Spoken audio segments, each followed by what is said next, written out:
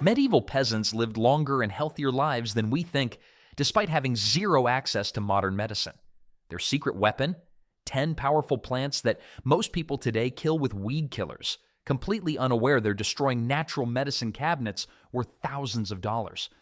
Meet the stinging nettle, nature's unexpected warrior. It's covered in tiny hairs that pack a sting sharp enough to make you think twice before picking. But medieval peasants didn't just avoid it. They cooked it up, knowing this fierce plant was loaded with iron, vitamins, and healing powers that kept them going strong through harsh seasons. Stinging nettle was the ultimate medieval multitasker. These green warriors grew everywhere, shooting up in spring like nature's alarm clock. Medieval peasants probably thought modern people were pretty soft for complaining about paper cuts when they were out there barehanded battling vegetables that bite back. The secret weapon against nettle's sting was simple: boiling water. Once you tossed these prickly greens into a bubbling pot, they turned from foe to friend. Smart peasants would gather whole baskets of nettle in early spring when the leaves were young and tender. This humble weed packed more nutrition than most plants peasants could afford to grow. Each serving delivered serious amounts of iron, calcium, vitamin A, and vitamin C. For people whose daily meals consisted mainly of bread, nettle was like hitting the medieval jackpot. Medieval people used nettle to ease joint pain and fight bone-deep tiredness. They'd brew nettle tea or add cooked leaves to hearty stews. Some regions even figured out how to turn nettle into fabric. Talk about getting your money's worth from a weed that most people today would spray with chemicals. Today, nettle is still considered a superfood in herbal medicine circles. The same plant that kept medieval peasants healthy is probably growing somewhere near you right now, just waiting for someone brave enough to give it a try. But there's another medieval favorite that was even more popular when the cold season hit. When medieval peasants felt a cold coming on, they didn't run to the pharmacy. Instead, they turned to dark purple berries that grew on bushes all around them. Elderberries became the medieval equivalent of chicken soup, except they actually worked better and didn't require catching a chicken first. These small, tart berries packed a serious punch against illness.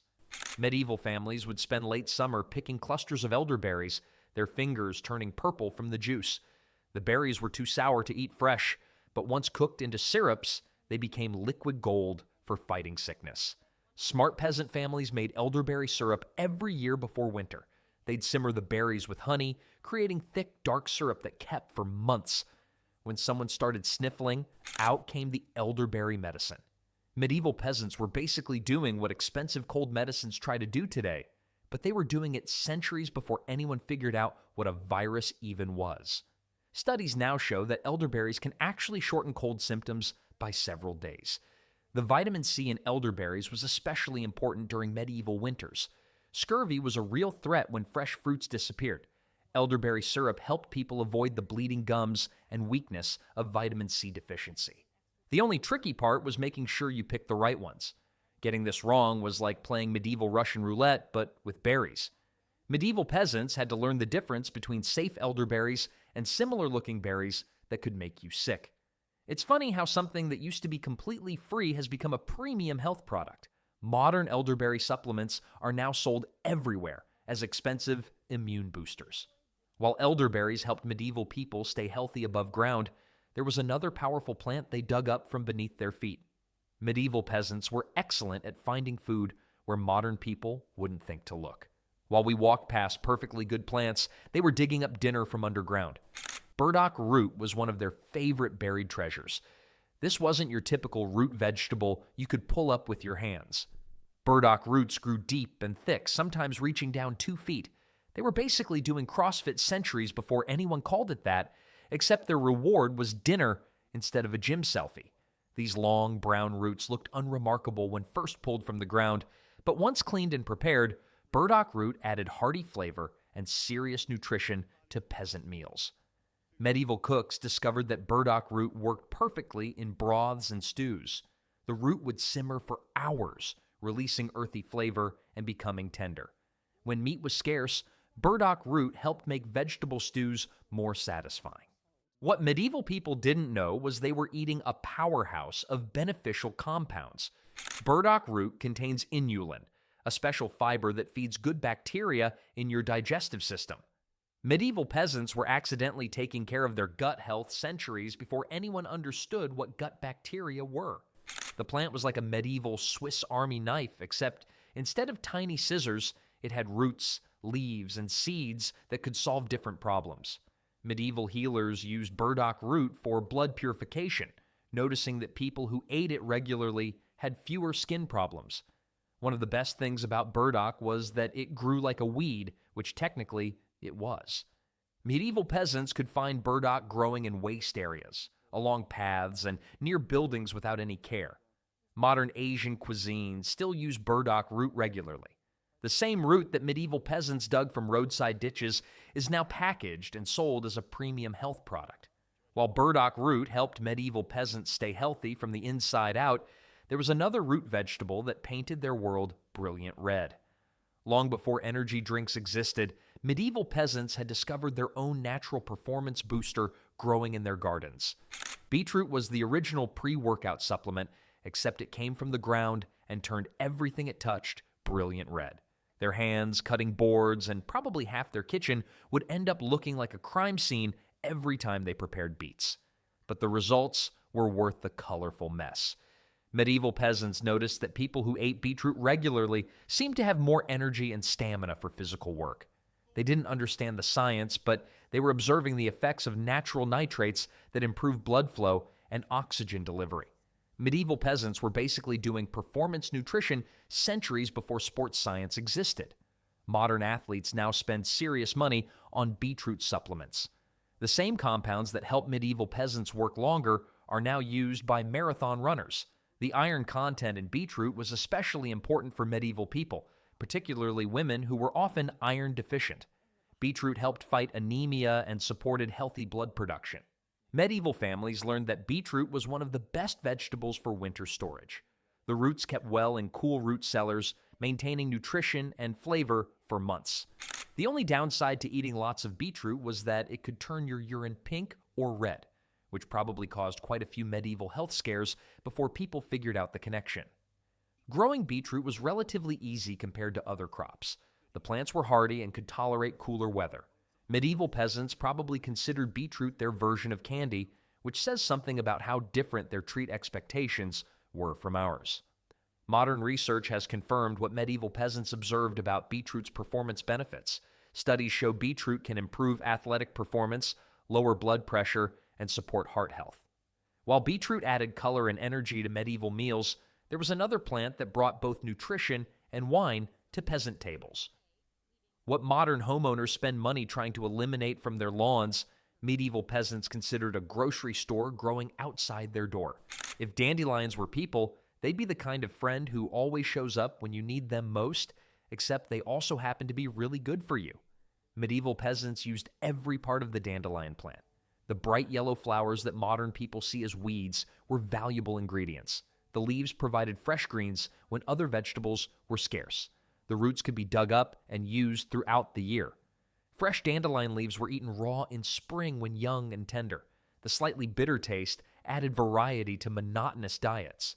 When leaves got older and more bitter, medieval cooks would boil them and add to soups and stews.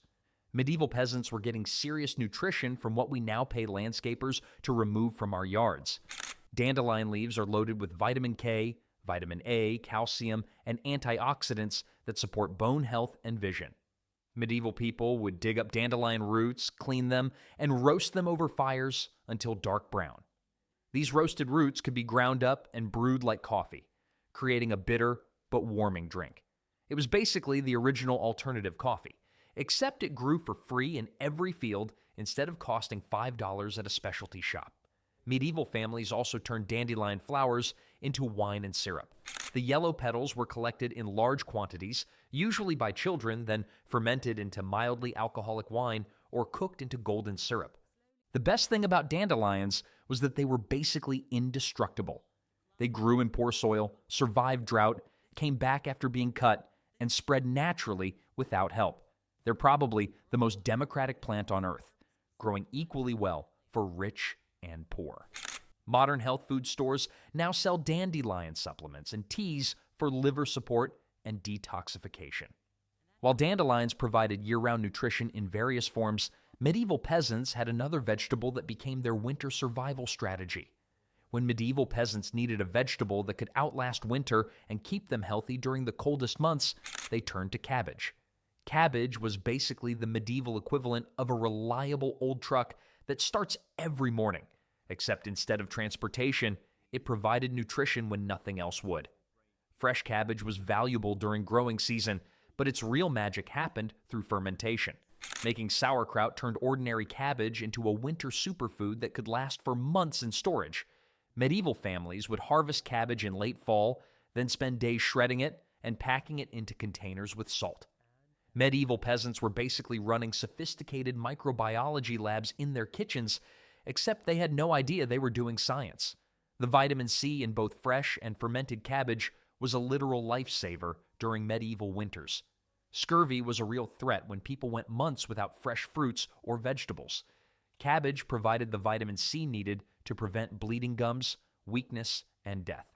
Fermented cabbage created probiotics that supported digestive health and immune function. Medieval people noticed that families who ate fermented cabbage regularly seemed to stay healthier during winter months. The only real challenge with cabbage was that it could make your house smell like a medieval locker room when you cooked it. Medieval cooks learned to balance cooking time and ventilation. Cabbage soup became a staple of medieval peasant cuisine. Medieval cabbage soup was probably the original one-pot meal, except the pot was clay and heated over an open fire. Modern research has confirmed many health benefits medieval people observed from eating cabbage. The vegetable contains compounds that may help fight cancer, support heart health, and reduce inflammation. While cabbage kept medieval peasants healthy through harsh winters, there was another crop that provided both nutrition and raw materials for daily life. Medieval peasants were masters of finding plants that could do double duty, and nothing exemplified this better than flax. It was like having a plant that could feed you and clothe you, which was pretty much the medieval version of winning the lottery. The tiny flax seeds were nutritional powerhouses that medieval cooks incorporated into daily meals. These small brown seeds could be ground into flour, added to bread dough, or stirred into porridges. Medieval bakers discovered that adding flax seed to bread provided extra nutrition and helped bread stay fresh longer. Medieval peasants were accidentally following what modern nutritionists now call the perfect anti-inflammatory diet, except they were doing it centuries before inflammation became a buzzword. They were consuming one of the richest plant sources of omega-3 fatty acids available.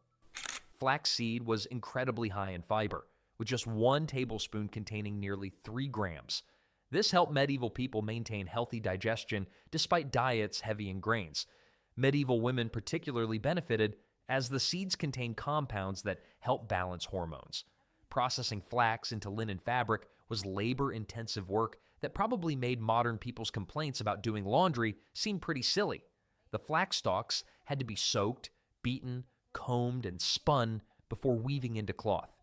Growing flax required cooler climates and specific soil conditions, making it perfect for many medieval European regions. Flax was basically the agricultural equivalent of a reliable friend who thrives in situations where others would complain.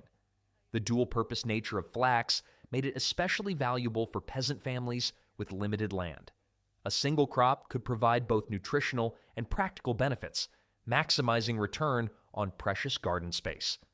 Modern flaxseed products are now sold worldwide, marketed for their omega-3 content and fiber benefits. The same seeds that medieval peasants ground into daily bread are now packaged as premium superfoods. While flax provided medieval families with both sustenance and clothing, there was another plant that added bright, tangy flavor to their often bland meals.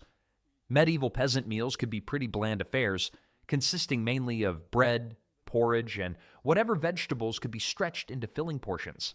Sorrel was like having a medieval flavor enhancer that grew wild and free, sprouting from the ground with an attitude and a tangy punch that could wake up any boring soup. This leafy green had a distinctive sour taste from natural oxalic acid, the same compound that gives lemons their pucker power.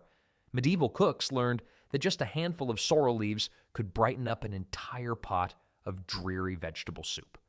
The plant's sharp, acidic flavor cut through heavy, starchy meals and made simple ingredients taste more complex.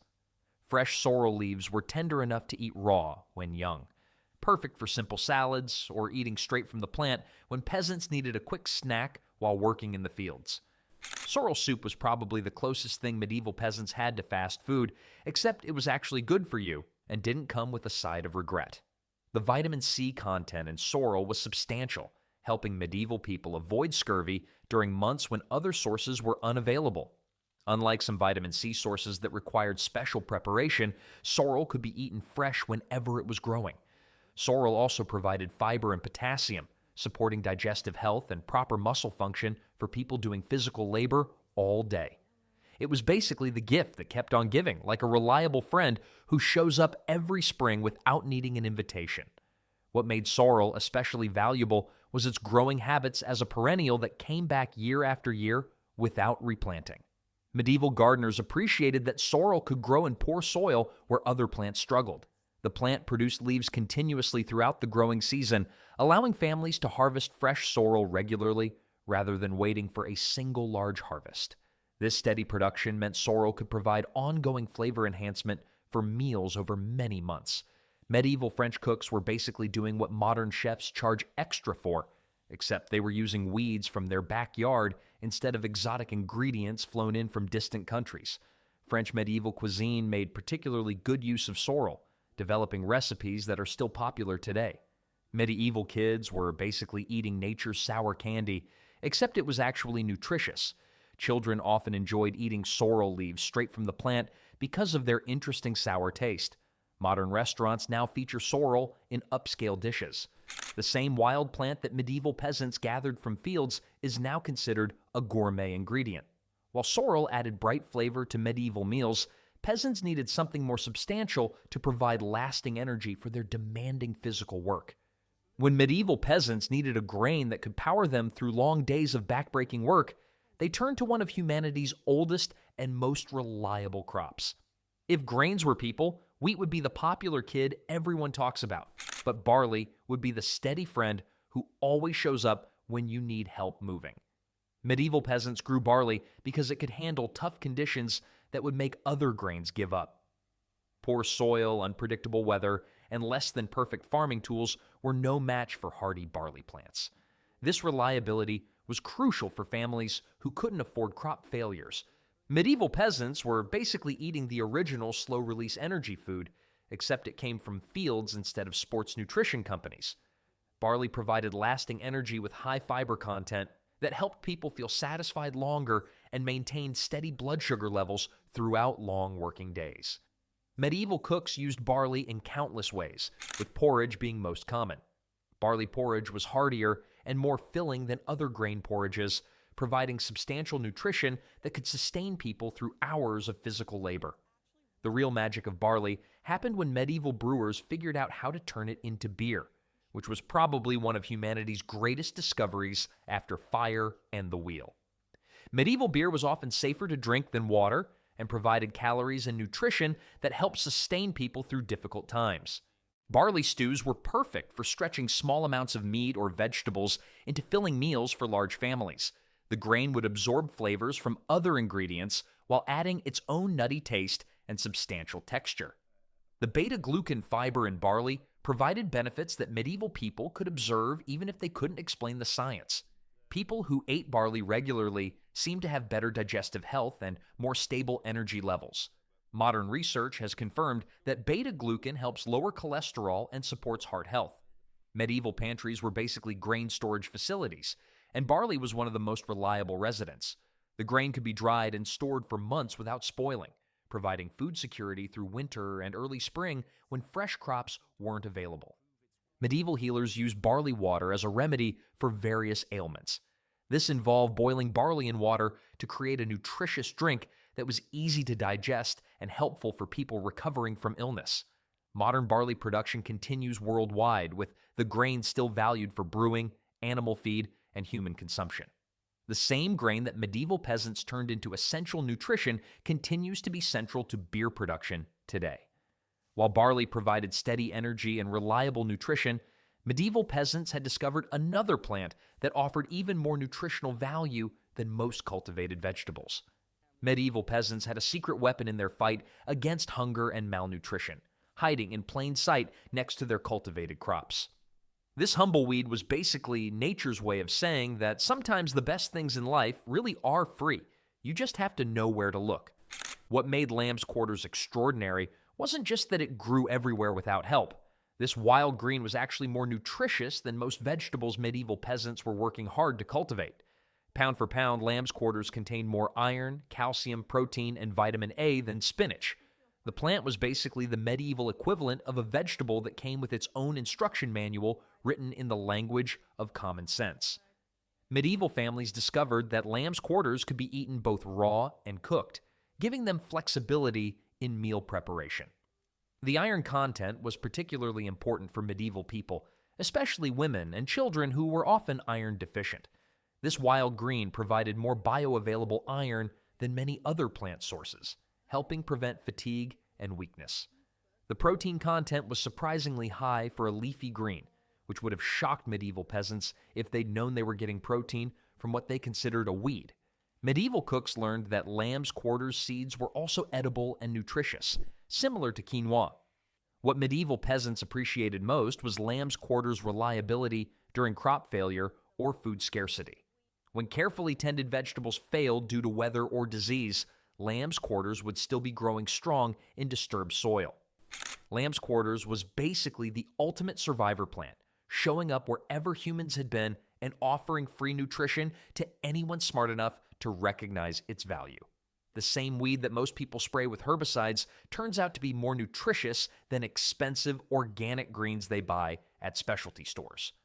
The plant's distinctive diamond-shaped leaves with white undersides made it easy to identify, even for children learning to forage. Modern nutritional analysis has confirmed what medieval peasants observed. Lamb's quarters is now recognized as one of the most nutritionally dense wild edibles available. These 10 remarkable plants represent the botanical wisdom that medieval peasants accumulated through centuries of necessity. Each superfood provided essential nutrition when food security was never guaranteed, offering lessons that remain valuable today as these same plants continue to grow wild around us.